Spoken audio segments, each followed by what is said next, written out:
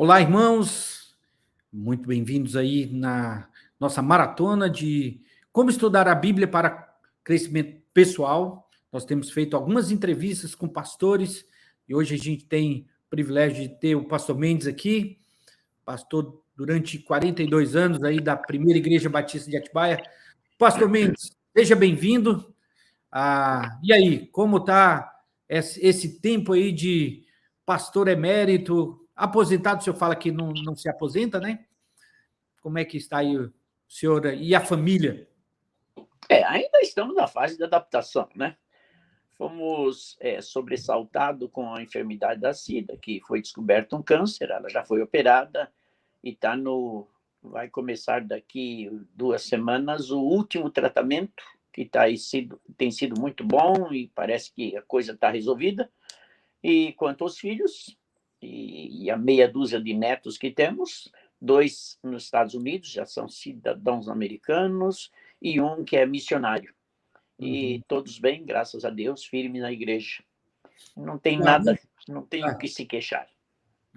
42 anos, pregando domingo após domingo, eventos e outras situações aí. A paixão do senhor é a exposição bíblica, né? Sem dúvida. Pastor, chegava ali, eu sei que a cultura é pregar livros da Bíblia, né? Mas terça-feira chegava lá, já pensando no domingo, como é que era esse tempo preparatório para o sermão? Como é que o senhor fazia as suas observações? Como é que o senhor tirava as lições do texto? O que o senhor gostaria de ensinar o pessoal a observar no texto? Ok, pastor Abimael. Primeiramente, quando eu entrava na terça-feira, talvez já na segunda, eu já havia trabalhado um pouco com o texto. Como a gente pregava em sequência de um livro da Bíblia, e às vezes tínhamos mensagens avulsas, né? Mas normalmente era uma sequência, então isso já facilitava muito, porque a gente sempre procurava ter uma panorâmica do livro, e isso ajuda bem, ou ajudou bem, porque você tendo uma panorâmica, você, quando olha o primeiro texto que você vai pregar, você já percebe que você tem mais ou menos uma ideia do que vai ocorrer. E então, aí pega um texto. Eu não sei se já vou entrar Pode entrar, agora já entra aí no... Okay. Tá, então eu pego um texto. O meu costume era ruminar o texto. Era meio animalesco esse exemplo, mas ruminar o texto. O que seria ruminar o texto? É ler, reler, ler, reler, enquanto você não está lendo, mas pensar naquilo que você leu. E é impressionante, pastor Abimael, depois de umas 10 leituras desse ruminar do texto, começa a surgir coisas assim, puxa vida, olha o que eu estou vendo aqui que eu não vi antes. E eu aprendi isso muito com o Karl Lackler, ruminar o texto.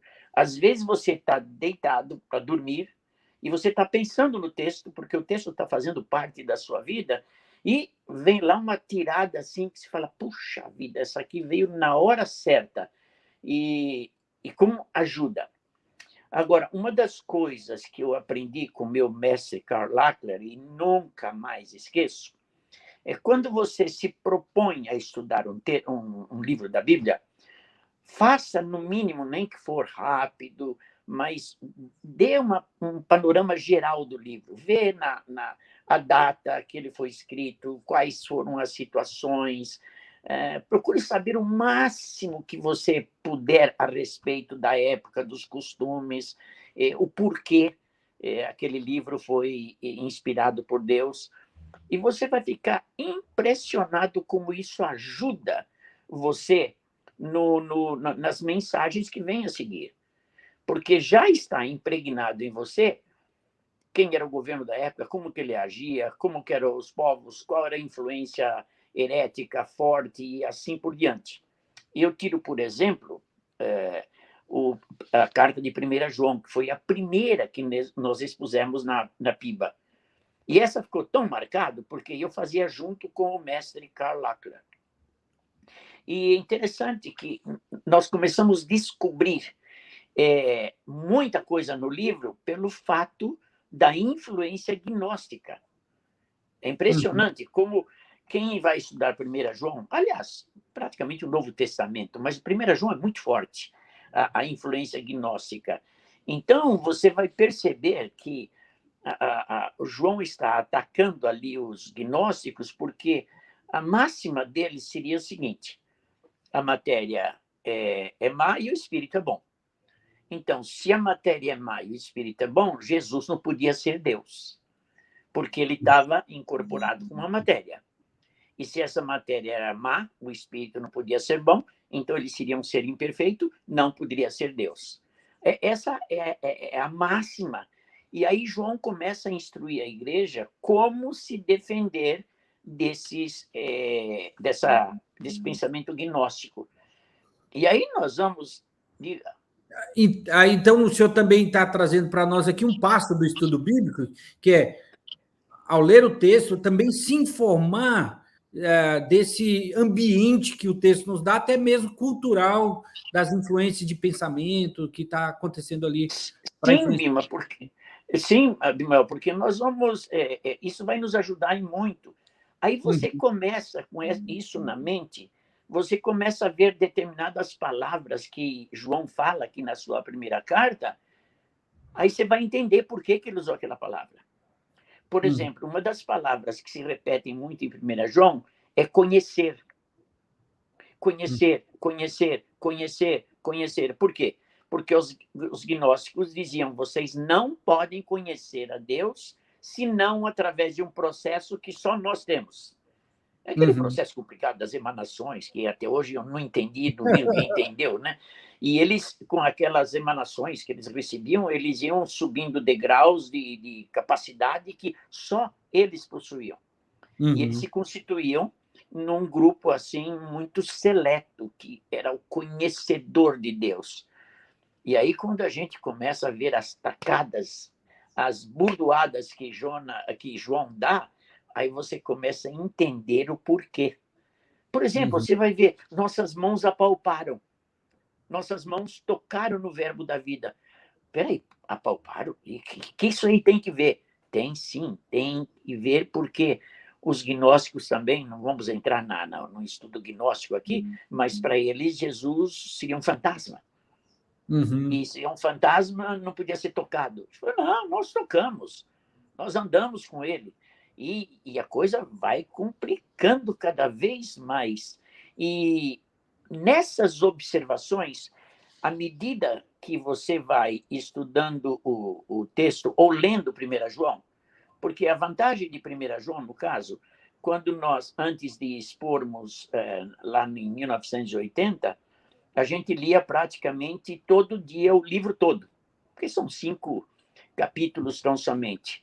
E a gente ia percebendo, com aquela ideia da linha gnóstica, daquela heresia que estava entrando na igreja, você vai perceber, opa, essa palavra é importante. Aí, quando você chegava naquele texto, aquela palavra, você ia explicar para o povo por que João estava usando aquela palavra. É gostoso demais. Agora, você tem que ter uma visão geral da época de então. Outra coisa, por exemplo, que a gente observava na primeira carta de João, é o cuidado pastoral de João. Era o cuidado pastoral para enfrentar os hereges e também a forma como ele tratava. É impressionante quantas vezes ele fala filhinhos e quantas vezes ele fala amados.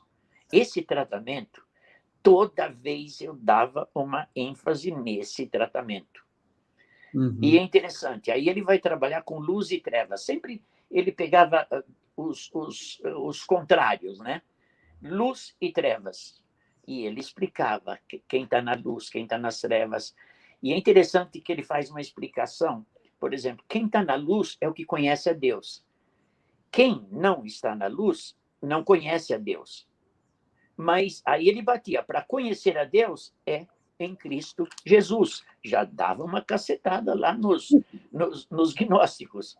Então, essas tiradas você descobre no texto porque você está impregnado com a época de então e você sabia ou sabe perfeitamente o que é que João estava atacando.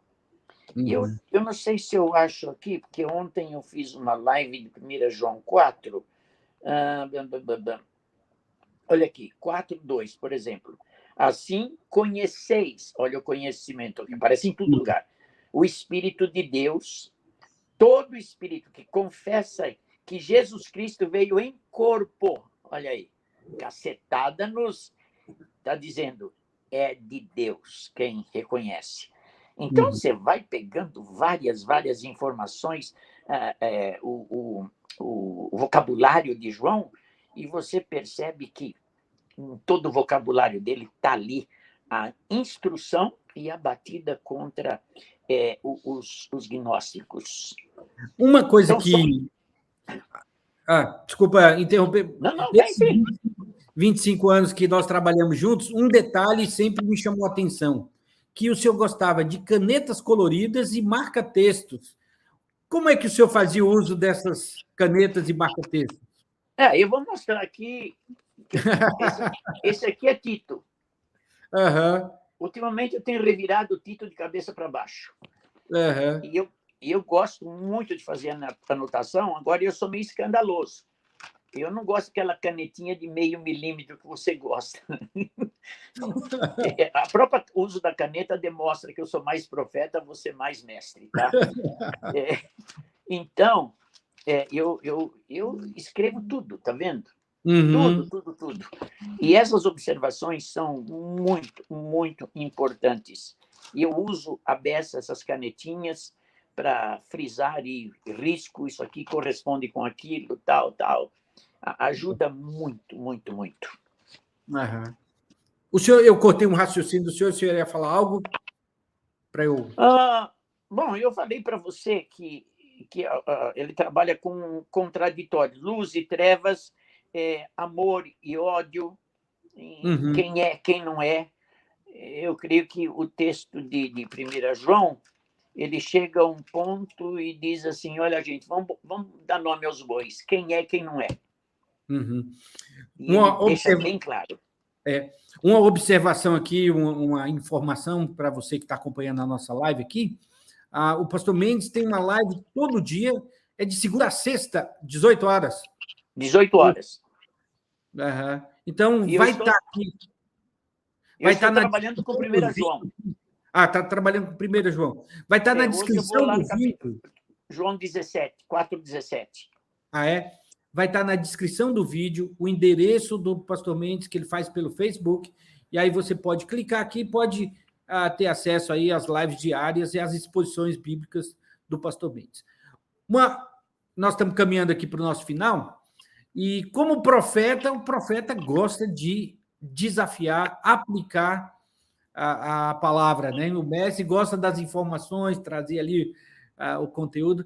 Então, como é que o senhor construía as aplicações que isso desafiaria a sua vida, bem como a do público que aqui os membros da Primeira Igreja Batista de Atibaia? Fala um pouquinho da importância da aplicação e também como o senhor fazia essas aplicações. Bima, eu nunca gostei daqueles livros de ilustrações. De vez em quando a gente achava uma boa, mas eu gostava de ilustrações, e gosto ainda, do dia a dia, da prática. E na aplicação, toda vez que eu pensava na aplicação, eu tinha um raio-x da igreja na minha mente, no meu coração. Eu conhecia muito a igreja. E eu convivia demais com a igreja, como vocês agora, você está há 25 anos, você conhece muito a igreja. Então, esse conhecimento da igreja é que te encaminha para uma aplicação que você vai bater ali, no cerne. Então, as aplicações minhas sempre eram do dia a dia. De repente, eu usava como uma visita pastoral, claro, sem mencionar nome, só mencionando a situação, e procurava arrancar do próprio texto aplicações, mas eu trazia para a nossa realidade. Eu lembro uma vez, por exemplo, Acho que você lembra que eu fui assistir um jogo do Corinthians e cheguei lá de terno, porque eu cheguei no segundo tempo, eu vinha da Faculdade Teológica de uma reunião, e saiu o gol do Corinthians e o pessoal me abraçou e me levou lá em cima. Eu nunca senti uma comunhão tão perto daquele. Os caras nem me conheciam. Então, eu fiz uma aplicação uma vez, eles nem me conheciam, me abraçaram. Claro que eu estava segurando a carteira aqui, né? Oh, o senhor que falou, hein? Não foi nem Sim. o palmeirense aqui. Eu estava... Mas eles não me conheciam e me receberam assim de uma forma fantástica. Isso eu apliquei para a igreja, na comunhão da igreja e principalmente no recebimento dos visitantes. Um exemplo assim do dia a dia. Uma das coisas que a gente tem feito assim sempre no nosso encerramento é que aquele que tem sido entrevistado, né, o senhor, ore para que esse vídeo e todo esse conteúdo edifique e leve as pessoas para mais perto de Deus, conhecendo a Ele e a sua palavra. Então, quero manifestar minha gratidão por esse tempo que o senhor dedicou aqui, mas também orar para todos aqueles que vierem a ver esse vídeo, que sejam edificados e desafiados a conhecer mais da palavra e de Deus. Então, ore para nós, por favor. Ok. Bondoso Deus, nosso Pai, nós vibramos com o estudo da palavra e a extração dos ensinamentos que nós dela tiramos, que servem de incentivo, de esteio para a nossa vida cristã. E eu desafio, ó Deus, que aqueles que verem esse vídeo possam se empenhar, se esmerar em buscar constantemente, se aprofundar na palavra de Deus e ver a época que ela foi escrita, o porquê foi escrita, e fazer aplicações precisas, bem atuais, para que os membros da igreja possam crescer e serem despertados em alguma área que provavelmente não estão levando muito a sério. Que o Senhor use esse vídeo, Pai, em nome de Jesus. Amém. Amém.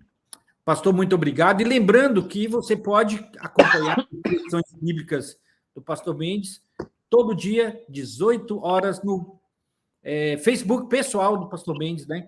É de segunda a sexta, Bima. Segunda a sexta, 18 horas. Porque sábado e domingo a gente está envolvido em outros. Ok. Pastor, Tá mais uma vez, obrigado. Deus abençoe. Okay. Tá bom? Um abraço. Tchau, tchau. Tchau.